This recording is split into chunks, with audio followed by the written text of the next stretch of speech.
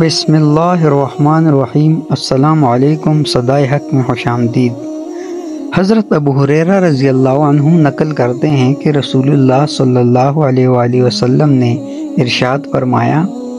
کہ حضرت موسیٰ علیہ السلام اور حضرت آدم علیہ السلام کے درمیان بحث ہوئی، اور حضرت موسیٰ علیہ السلام نے کہا کہ تم وہ ہو جس کے اپنے گناہ کی وجہ سے تمام انسانوں کو جنت سے نکالا گیا اور اسی طرح ان کو تنگ کیا گیا۔ تو حضرت آدم علیہ السلام نے جواب دیا، اے موسیٰ، آپ وہ ہو جنہیں اللہ پاک نے اپنے پیغام اور براہ راست گفتگو کے لیے منتخب کیا، پھر بھی تم مجھ پر ایک ایسی چیز کا الزام لگا رہے ہو جو میرے پیدا ہونے سے پہلے اللہ پاک نے لکھ دیا تھا۔